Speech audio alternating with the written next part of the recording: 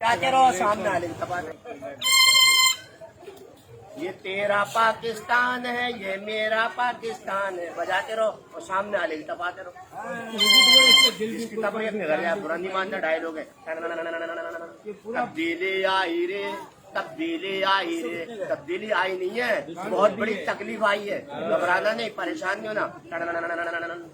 आवाम सो रही है और महंगाई हो रही है। मुन्ना रो रहा है और दूध महंगा हो रहा है, और मुन्ने का अब्बा नफसियाती हो रहा है, और मुन्ने के महंगे चले गए बहुत ज्यादा नफसियाती हो गया। ये सब कुछ तब्दीली में हो रहा है। ये वतन हमारा है, समझ में नहीं आ रहा है।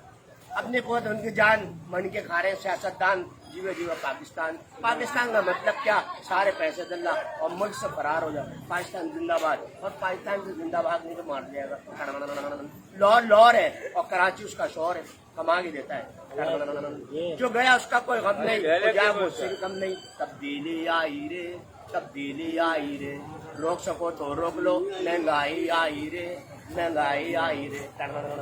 बजाते रहो और सामने आने की तपाते रहो। जिसकी तपरी अपने घर जाए, मान डायलॉग है।